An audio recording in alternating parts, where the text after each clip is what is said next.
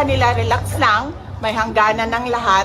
There will be a day of reckoning for all. Duterte! Duterte! Duterte! Ang sigaw natin, ang panalangin natin, bring him home! Bring him home! Bring him home!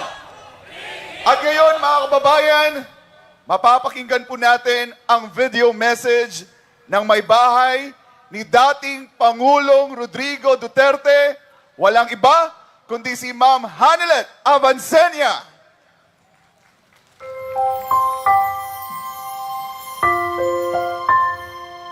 Message ko sa Pilipino, kabalo mangod ko, alam ko ba how he took his oath seriously. Gihimo niya ang tanan para sa Pilipino. Gusto niya may maayos na buhay ang bawat Pilipino. Gi-make sure niya na ang mga tao maka-avail sa medical assistance when he was president. Gi-make sure niya na before mulanding ang bagyo, naa na siya dito, mag-una na siya dito. Katong sa Marawi, gi-make sure niya mawala ang kagubot. Even sa iyang katigulangon, naningkamot yun siya. Katong siya naglingkod na presidente. Miski nakapoy siya, wala mo kabalo na during the time na pandemic, almost failing na iyang health. Pero gusto gito niya mag-cabinet meeting pa rin. He does not care kung magka-COVID siya. He doesn't deserve this kind of treatment. Di naman gani gusto na siya mo trabaho. Di na gusto mo dagan ang papolitika. Ang tao lang si umugos niya. Kinakatilaw mo sa kind of leadership na iyang gihatag. You may find his mouth very foul. Musulti siya o kuan. Igo naman siya mangisog. I remember that time na giingnan ako ayuhan ng Pasig River. Giingnan ako na siya. Dali raman na pag-isog-isog lang man ka. Maura man na iya ha. Ang isog-isog niya na iresulta. Mayo tayo nag-inabuso na siya during sa iyang presidency. Wala nag-abuso. Wala ngawat. Ipakambaba siya, miski presidente na siya. Makita niya mo siya matrato tao. Naluhoy ko kay pagkaon alang ng tani ang gusto. Dili na siya materialistic. He doesn't care kung naa siya'y kwarta o wala. He doesn't care kung unsa iya ang isuot. Daan.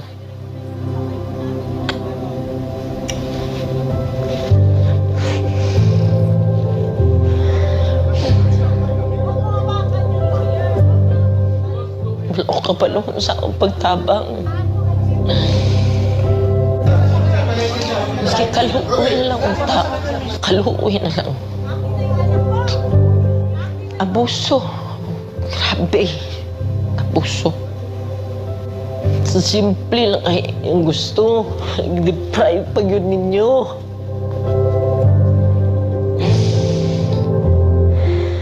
Simple lang kaya ang gusto na. I-deprive, miski gipatay na unta mo siya. Dito. Kidnap ninyo. Mag-80 years old na siya. Kabalo mo ko sa iyang health. Wala tanan. Wala gani medisina. Kagikan mi sa Hong Kong. Good for 3 days lang iyang dala. Pati sa nina. Grabe, abuso.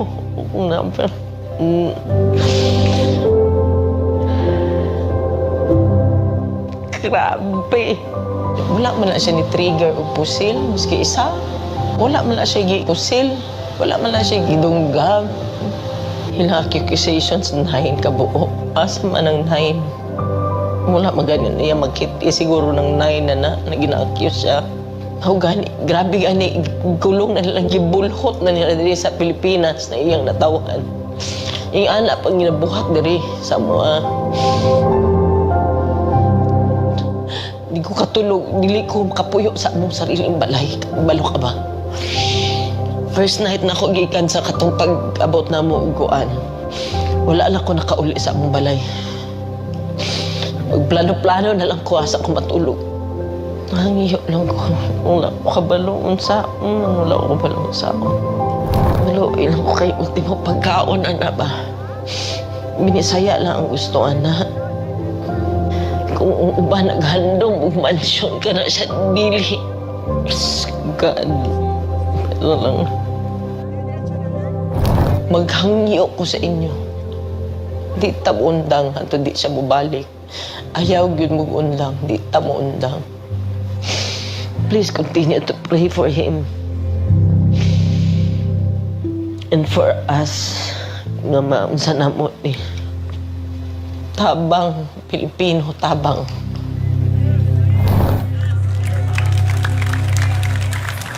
Kayong lahat nandyan ngayon sa Liwasan Bonifacio na sumusuporta sa tatay ko na binigay sa dayuhan at pinadala sa Netherlands doon sa ICC ng itong administrasyon na ito. Magandang araw sa inyo.